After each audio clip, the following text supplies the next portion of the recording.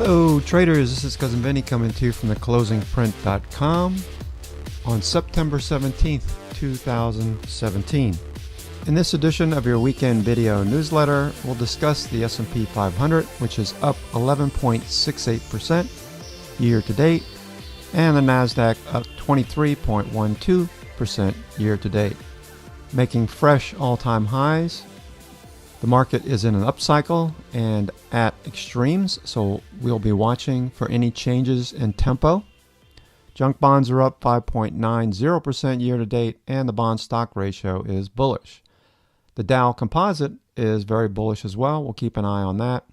TIC and TIC-Q show institutional sentiment where they are buying more stocks on the uptick than they're selling on the downtick. That's bullish. The trend persists. And we have NYMO and NAMO cycling up, not quite at extremes, but the NASDAQ is a bit elevated. Facebook, Amazon, Netflix, Google, Apple, and Nvidia results were pretty good last week with the exception of Google. NYHA bullish cycle continues on the high-low, and histogram is stepping higher, which is a good thing. That's bullish. High-low percent is at 87.42. 95 would be an extreme, so we're not too far away from that. And the NYAD is trending with price, which is bullish. CPC, the put-call ratio was bullish at 1.08. We got some conflicting signals. VIX is at 10.17 under its 50 MA. And the VIX VXV is actually in the red zone. SKU is climbing very fast. So we'll be watching the latter, which is an indication of people buying out of the money puts. We also will be watching currencies, which continue to show weakness, 1.5% lower on the week. We have yen failing at the top of a range. That's back down below the 9 and 20. Bonds yield spiked higher last week. AGG and TLT, along with UST, the 10-year, all moved lower. Commodities, gold is fading, 1.92% this past week, with the second week lower off the highs. And we had the West Texas crude top of the 7th week in its range. And we have copper minus 6.28% over the past 2 weeks off the highs. The heat map is mostly bullish. Biotech, retail, semis are the strongest. Materials, oil, and equipment energy all look good. And building construction look bullish as well. Markets on the international front becoming more bullish. Brazil continues to be the biggest gainer week after week after week. Argentina, Sweden were pretty strong. And then we had that followed by Russia, Italy, and Spain. We'll look at these IBD 50 names. And there's some previous watch list candidates that also look very good. Bukowski has 5 of 5 green with a CPI signal green since 8/24. It's at 66.5% and bullish. We have 53 bearish signals, 105 bullish patterns, and 227 waiting for breakout. So that's an indication of what we're seeing here. The S&P at NASDAQ, Comp, IWM, NYA, Industrials are all bullish. FTSE was the only index down last week, so we'll keep an eye on that as well. Starting off with the NYSE Composite, we've been running up over the last week. Prior to that, we moved above the 50-period moving average, the green line. Moving averages are all climbing. Volume is increasing, showing institutions have been buying.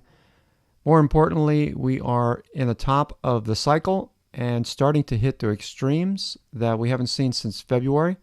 Doesn't mean we have to turn, but what we want to do is keep an eye on the inclination of this line. If it starts to turn at any point this week, we'll be looking at that as potential for a top in the markets short term. And when I say top, I'm just meaning a pullback either to the breakout area of around 12,000 and or the 20 EMA, the magenta colored line. So right now the cycle is up, looks good and bullish for the week. Last week's performance was pretty stellar.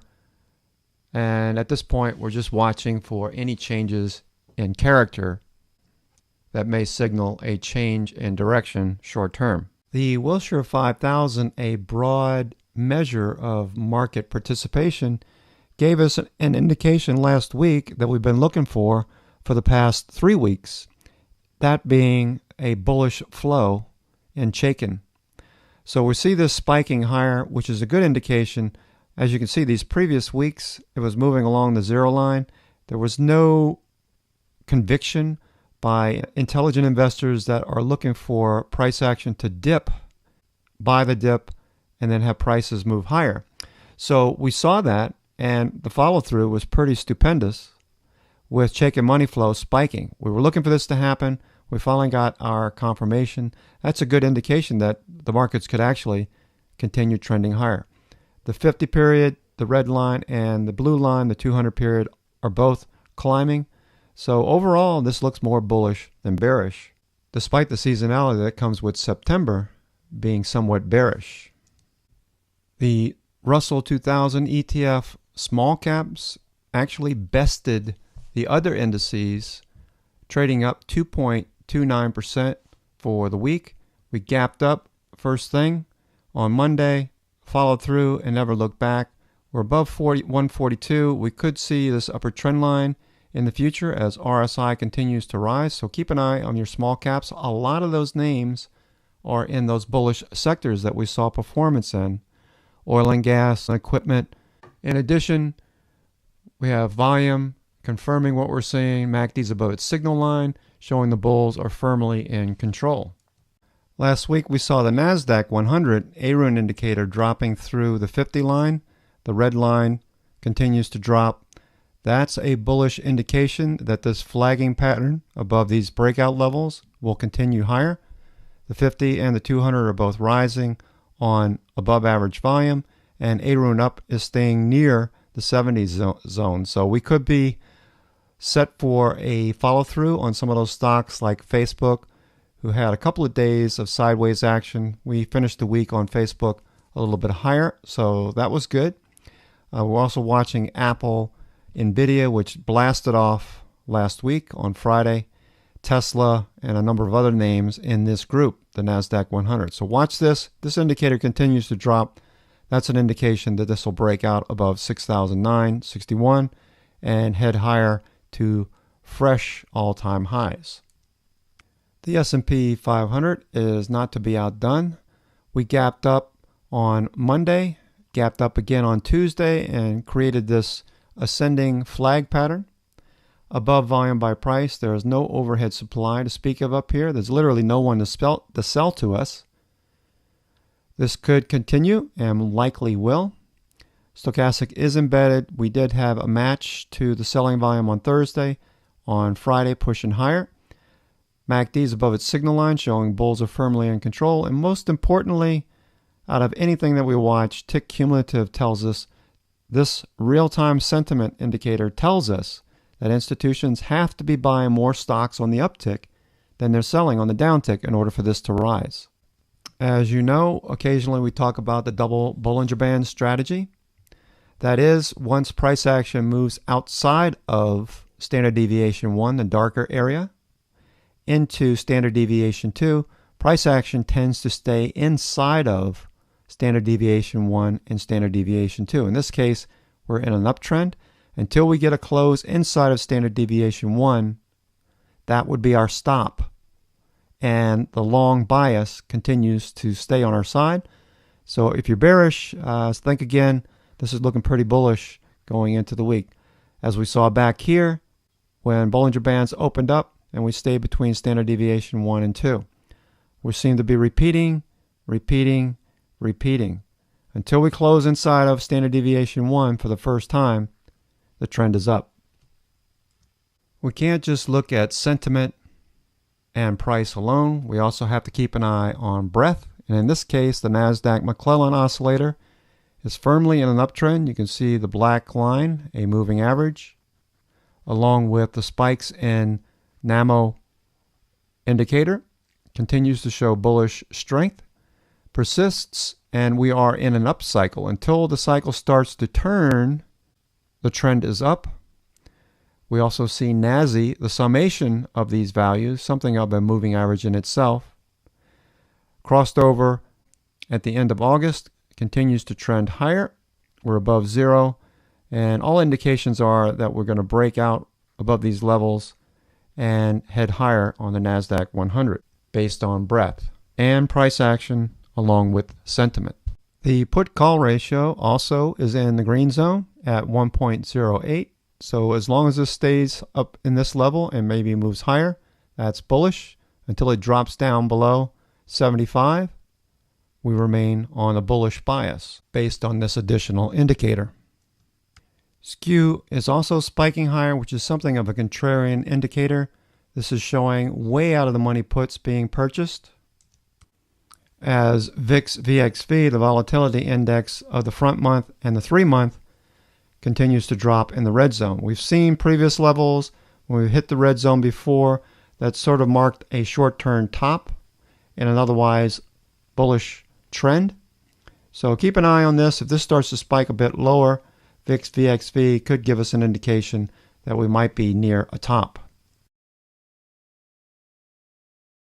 As you know, we're also bullish equities whenever this red line, the ratio between the 10-year and the S&P 500, is dropping.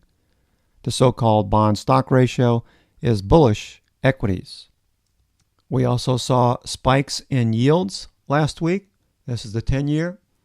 If we go to the 5-year Treasury yield and look at that, we also saw that spike, as you can see, off the lows, as well as the 30-year. Okay, so AGG and TLT are both fading from recent highs. So bonds are somewhat out of favor at the present time, as you can see in TLT and AGG. Still is in the green zone and likely will turn up, so look for a bounce this week. Here's the British pound US dollar pair. You can see that the British pound is accelerating as it strengthens. More than likely we'll run into resistance at around 1.40. And as the US dollar continues to show weakness, that will benefit multinational companies that trade in US dollars as well. Keep an eye on Boeing. That's one name that we're trading along with Caterpillar and John Deere. Those multinational companies will benefit from a weakening dollar. The yen also moved back down from the top of its range, drop back down below the 9 and 20 MA. Keep an eye on this. If this continues to drop, that would be beneficial to the Nikkei and stocks therein. Typically, commodities based in US dollars tend to appreciate when the dollar is moving lower. We've got copper off over 6% in the past 2 weeks from its highs at 317. Gold, also priced in US dollars, did benefit from the downtrend in the dollar over the last couple of months. We did fade. I do think this is probably going to hold up here in the short term, maybe come back a little bit more on RSI and bounce at some point in the short term. Crude did respond to the weaker dollar back to the top of the 7-week range. Hopefully this breaks out if you're bullish crude. Stochastic is heading higher. MACD is moving above the zero line and volume is starting to pick up. Possibility that we break above $50.43 a barrel and continue higher back up to this 52 to 55 range in the next several weeks. As we mentioned in the opening monologue, we have materials outperforming. In addition to energy, we got some of these names in energy. Oil and equipment look good. Exploration and production moving higher. We also see strength in retail. In addition to some of the technology groups, more so in semiconductors, as you can see here. Overall, what we're seeing is a transition from reds to oranges, yellows, limes, and then to greens. So the trend is still up. In addition, looking at the international group, Brazil continues to outperform. You can see for weeks after weeks, this just continues to outperform. Looks very good for the Brazilian economy and the stocks therein. Russia did very well. We also see Argentina increasing from 5.97 to 7.15. In addition, we got Sweden, also Spain, and a number of other European countries like Italy and France doing well. Keep an eye on those if you're trading international markets. And of course, commodities are all over the place.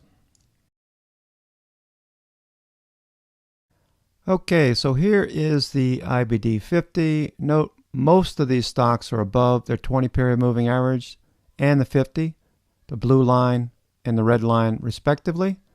We're looking for stocks that are breaking higher with RSI, stochastics, and MACD confirming a bullish setup. We see the possibility on AEIS, which was on the 9-4 watch list. That's breaking higher above resistance levels. Note volume by price. RSI is rising. Doesn't report until the end of October. Nice spike in volume. A pocket pivot, if you will, with MACD above its zero line and above its signal line. Trending higher. SOTMA is bullish. This is likely going to see a couple of continuation days this week. If it gets above 76.55, you can add to your position if you took it last week and move your stops higher, of course. No overhead supply if this continues higher and gets above 79.49, 79.50 in the short term. Other stocks like Applied Materials are also on our radar. Previous watch list candidates breaking higher. The stock has a potential to come back to the 9 EMA or the 9 EMA catch up or a flag. RSI continues to trend higher. We're moving above areas of no overhead supply. Once we get above 47.48, our original target from a couple of weeks ago, when this first appeared on our watch list, it broke above 45.15. Stop below 47 makes sense. Doesn't report until November 16th. Volume shows that institutions are around. Bulls are in control. This will likely continue higher. Bollinger Bands are opening up as well. As this trends higher into an area of no overhead supply, we have about a $6 measure move on top of this. So you can look at 53, 54 as potential targets in the short term. Arista Networks is back as well. That's trending higher above its 20. This one looks pretty good. Nice tight Bollinger Bands. This is going to break out. Which direction we don't know, but I assume it's going to be higher as SOTMA continues to trend. It is somewhat flat right now. Watch RSI. Early on Monday, Tuesday, this might just take out 179.71. My stop would be somewhere inside of Friday's price action. If it gets above this level, no overhead supply. Again, pocket pivot, MACD turning, shorter histogram bars. Still has room to run. This is likely going to cross over in the short term. As a function of price, MACD will turn if price does break to the upside. Some other previous watch list candidates, CELG, Celgene looks good. If XBI and IBB move higher this week and healthcare picks up the slack, we see some more rotation back into healthcare, this could break higher. In addition, Control 4 Corp looks good. As it trends higher, there's always the possibility it could fade. Test the 9 EMA. Watch for buyers to step up if that happens, push it back up. More than likely, this is just going to continue to trend. This one was added to the S&P 600 small caps. As a result, institutions that have the S&P 600 as part of their funds will need to pick up shares and have probably done so over the last couple of weeks since that was announced. RSI showing muscle in an area of no overhead supply. Measured move on this is about 4 points. On top of this, 28. We're already hitting that level. 29 if you put it on top of this breakout level. So 29 is probably in the cards, and then maybe another flag. This could run. This one has a potential to pop and run, pop and run. So keep an eye on CTRL. I like it for a continuation and an add if it does continue higher. And stops would be trade of the day setup, flags inside of the 5-minute as we move higher. If that's the case on Monday, Tuesday, just use those flags for your stops if you're adding or scalping it. Fox F is back as well, the maker of shocks for recreational vehicles and mountain bikes, among other things. Global Payments also looks pretty interesting. Flagging out, holding the 9 and 20, somewhat bullish on the SOTMA. RSI is rising. We've got pocket pivots. MACD's above its signal line. More than likely, this is going to break out this week. Keep an eye out on 9813. If that takes off, takes out that level, that'd be a good starter position and a breakout. I know some of you might have taken it on this little cup. It's building a handle right now. Should break out. The trigger would be 9814. MasterCard also looks good. A flag, gap and go. Gapped again last week. Moving sideways. Note the wicks. We got buyers down here at 140. More than likely, this is going to continue higher. Volume denotes the fact that institutions are active and MACD is above its signal line. Stow is moving lower, so maybe you get a better entry. Watch for 140 again. If we get that, maybe you get a better starter at that point. If it does break out above 143, more than likely it'll continue. Also watching Medidata, MDSO. This looks kind of interesting. Nice little cup pattern forming. So these are sellers over here, obviously, looking for prices to move higher. We do have volume by price resistance, but RSI is rising. MACD is above its signal line, moving through the zero level. And if we get higher volume, maybe we get this to continue higher. The thing I notice here is the wicks at the bottom of these candles at 74. If it breaks above 76, we could see 79.36 pretty quick. NVIDIA also took off last week. Most of the semiconductors that we like, Texas Instruments, AMD, Micron, are all performing well. Marvell, 174.41. That was a nice breakout level. That gives us about a $15 measured move, give or take, on top of this level. Okay, so 189 looks in the cards. Look for a follow-through candle on Monday. RSI is rising. No overhead supply above these levels. MACD will likely open up. If the bottom band does start to open up, that's telling you you should see a quick move to the upside. Pocket pivot, lots of volume. That's showing you institutions are involved. MACD is turning up, pointing to a higher resolution next week. SWKS also looks good from a previous watch list. Moving above this volume by price band. No overhead supply. Taking out 108.94 on Friday. Bollinger Bands are opening up. This is telling you this is probably going to be a quick move to the upside. Take out 111.76. I would say a measured move of about 96, 106, about 10 points above this breakout level. 118 looks like a good idea if it takes out 111. So this has got some nice upside. RSI is rising. MACD is rising and above its signal line. We got pocket pivots. SOTMA is rising. Stochastics rising as well. I like this one going into this week. Winnebago is back. If you're still in this one, I'm looking for a pullback to the 9 EMA or a flag potentially with RSI overbought. We do have major support now at around 37.20, 37.50. That's not too far below price, but I don't think it'll come back that far. Maybe 39 at the worst case scenario. Best case scenario is we flag out and continue. This week it does report October 11th. Volume showing institutions are involved and MACD is turning higher. So it's been around since July. You can see on the watch list, looking very good on Winnebago. Some other names to keep an eye on. ICHR, continuation on this one. Looks good. RSI still rising. Probably going to test the 9 EMA at some point. Maybe get an opportunity there. Texas Instruments also looks good. I'd only use a trade of the day setup with this one. It looks like it's going to continue higher. RSI is rising. No overhead supply. Doesn't report until 10:24. Big pocket pivot last week. MACD crossing and moving higher above its signal line. Bollinger Bands are opening up. If this does somehow move back into Friday's price action, maybe you get an opportunity. Look for buyers to step up around 10:30, 11 o'clock typically. ConAgra, not on the watch list, but one of the stocks that I'm watching. I took a small position on Friday. This looks like it's going to break out. Momentum is clearly with the bulls. Volume showing institutions are buying, and stochastic and RSI are both rising. A provider for Apple pulled back a little bit after Apple's announcement and event. More than likely this is going to follow through. I think Apple's also going to bounce. We'll see a number of these names like NXPI, etc., that should continue into this week. If banks do well this week, HDB looking pretty good. Little cup, shallow cup and handle pattern.